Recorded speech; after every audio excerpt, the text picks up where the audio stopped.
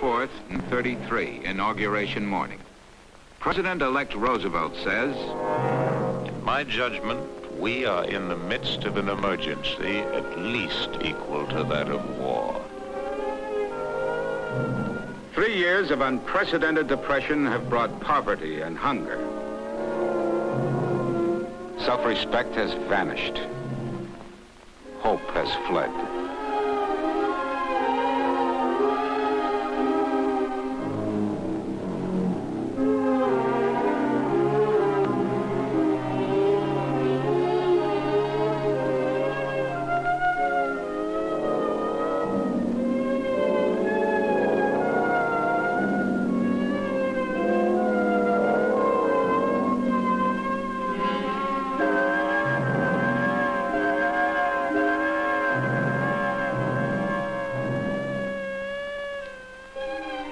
Across the nation, a disheartened people wait for leadership.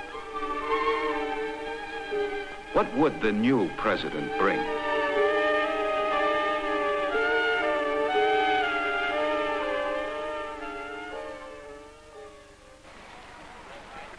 This crisis does not call for any economic panaceas or fancy plans.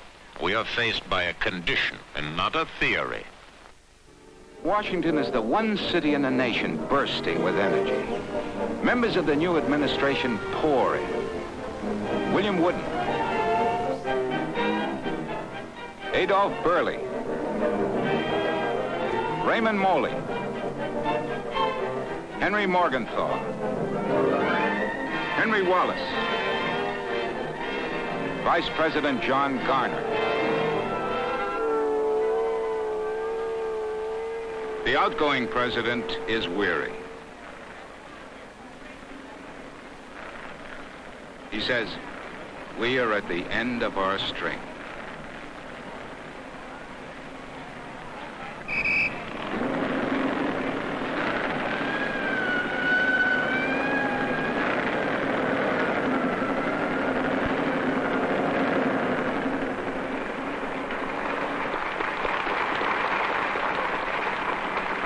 The atmosphere in the presidential car is as chilly as the crowds that line the streets. What will the new president bring?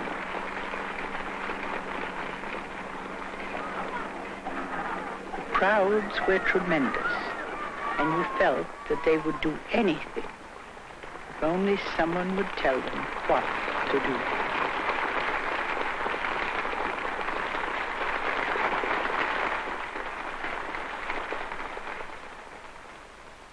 Chief Justice Charles Evans Hughes administers the oath of office.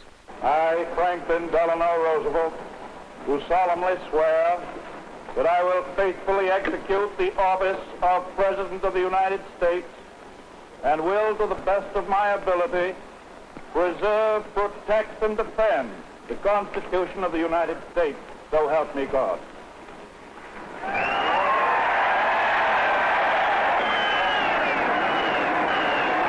So first of all, let me assert my firm belief that the only thing we have to fear is fear itself.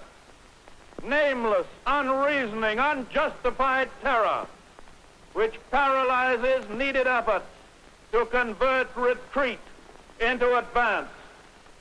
The people of the United States have not failed. In their need, they have registered a mandate that they want direct, vigorous action. They have asked for discipline and direction under leadership. They have made me the present instrument of their wishes. In the spirit of the gift, I take it. In this dedication of a nation, we humbly ask the blessing of God. May He protect each and every one of us. May He guide me in the days to come.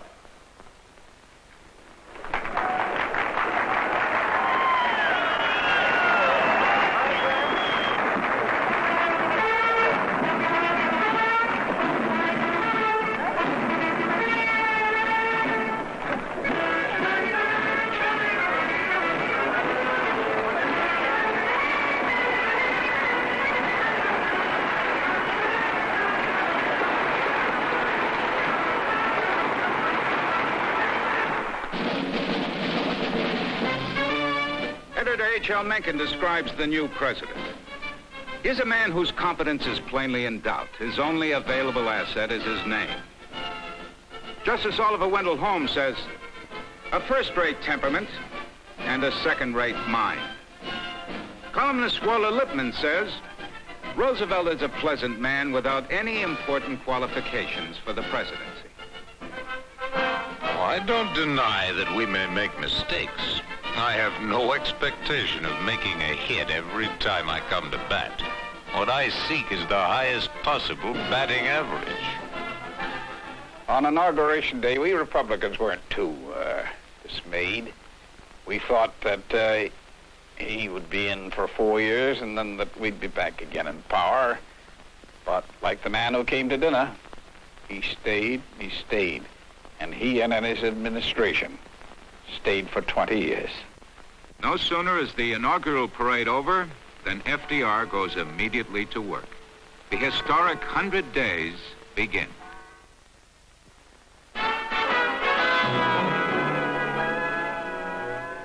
Never in the history of the nation has a new president grappled with desperate problems with more energy. The White House is the center of a Washington whirlwind as the 100 days begin. Members of the administration rush from FDR's office to the Capitol building and back again.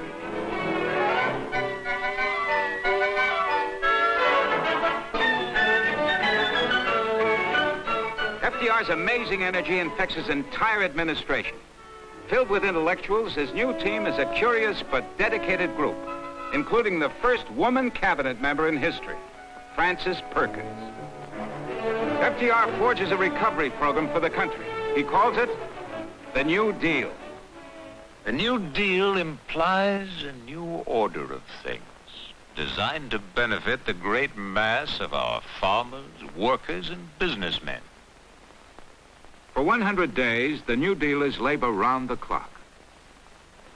Every day for 100 days, FDR makes news. The White House becomes the nerve center of the nation. The president issues one directive after another. He declares a bank holiday. He calls Congress into extraordinary special session. He places an embargo on gold. He invites the Prime Minister of Great Britain to discuss the world economic situation. He addresses an appeal to the nations of the world for peace. The purpose of all this activity, national recovery. The night of March 12th. The 100 days is but 1 week old when FDR creates a brand new bond with the people. He calls it simply a fireside chat. I want to tell you what has been done in the last few days, why it was done, and what the next steps are going to be. Confidence and courage are the essentials of success in carrying out our plan. You people must have faith. You must not be stampeded by rumors or guesses. Let us unite in banishing fear. I heard the president speak over the radio. It gave me such a thrill. I'm sure everyone must feel the greatest confidence that what he has done and what he is going to do for the country is for the very best of everyone. FDR's personal link with the people unifies the country. Congress reflects this national unity. We're for Roosevelt. We think the country is for Roosevelt.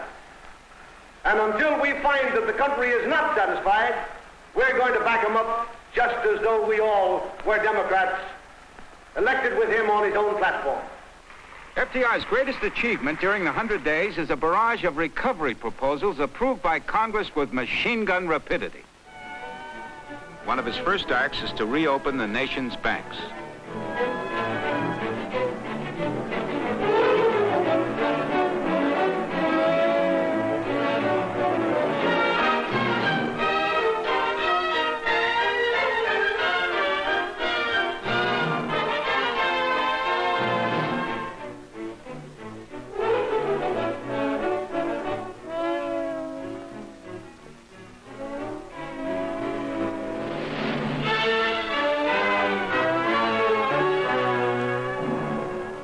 Next, FDR focuses national attention on the plight of the nation's farmers. In Iowa, a farmer says, hundreds of farms in this state have been foreclosed. If they keep it up, somebody around here is going to be lynched. I ask the Congress for measures to increase the purchasing power of our farmers and to relieve the pressure of farm mortgages. Unprecedented conditions call for the trial of new means to rescue agriculture.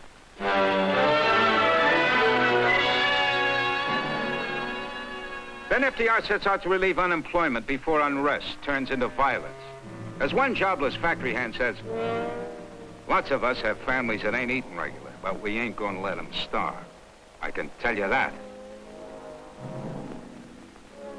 To the Congress, it is essential that measures immediately be enacted aimed at unemployment relief.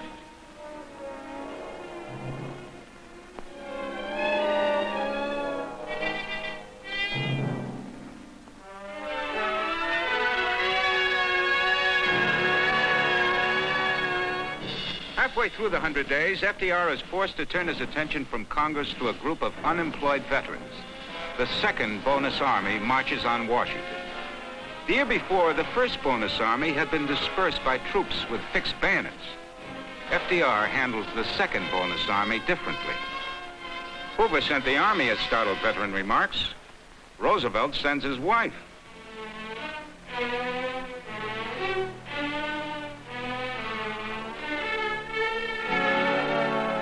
Above all, be sure that there's plenty of free coffee.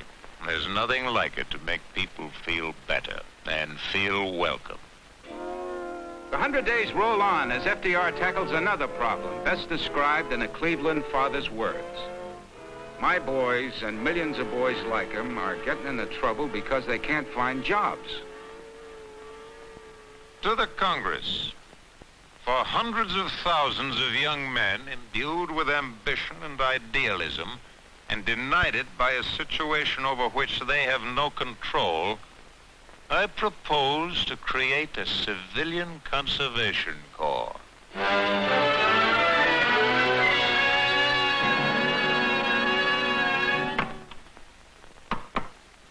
100 days race on. Well, it's common sense to take a method and try it. If it fails, try another. But above all, try something. FDR now tackles a recurrent disaster that plagues the whole region. A farmer in the Tennessee Valley says, the 1932 flood was a disaster. None of us in the valley escaped it. And when the river got back where it belonged, the sun beat down like a hammer. To the Congress, I suggest legislation to create a Tennessee Valley Authority. It touches and gives life to all forms of human concerns. Asked what philosophy underlies the TVA, it's neither fish nor fowl, but whatever it is, it will taste awfully good to the people of the Tennessee Valley.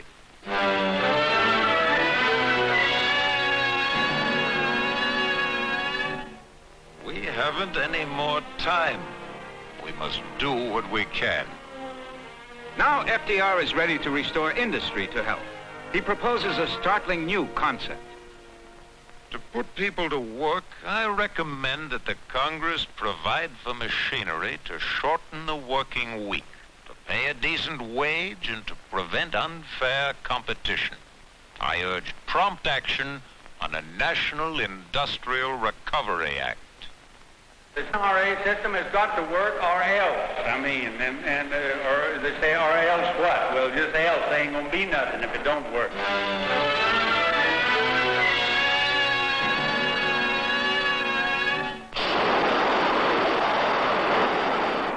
With the passage of the NRA, FDR pauses for breath. The 100 days are over.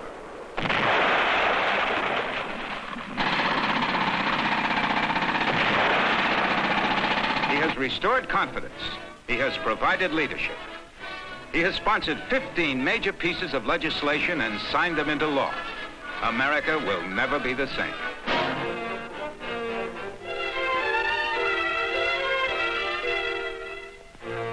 June 1933.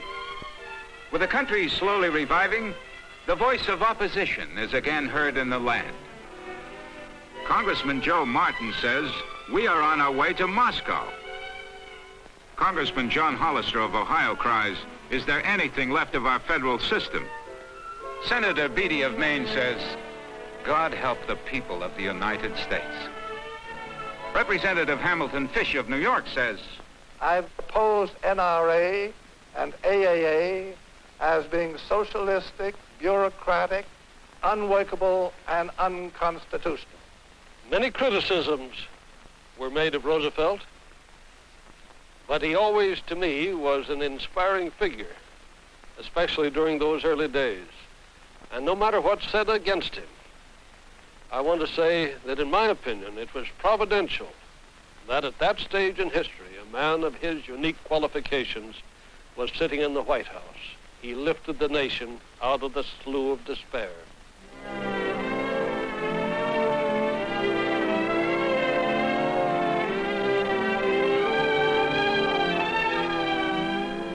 Great outstanding thing to me is the change in people's faces. I see not only hope, but I see determination and a knowledge that we are coming back. When Andrew Jackson died, someone asked, will he go to heaven? The answer was, he will if he wants to. And if I am asked whether the American people will pull themselves out of this depression, my answer is, they will if they want to.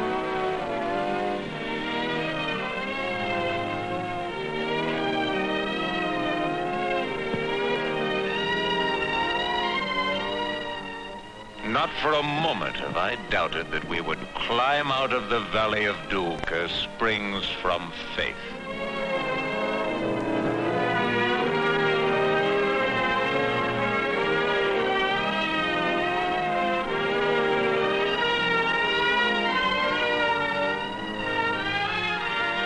Our troubles will not be over tomorrow, but we are on our way.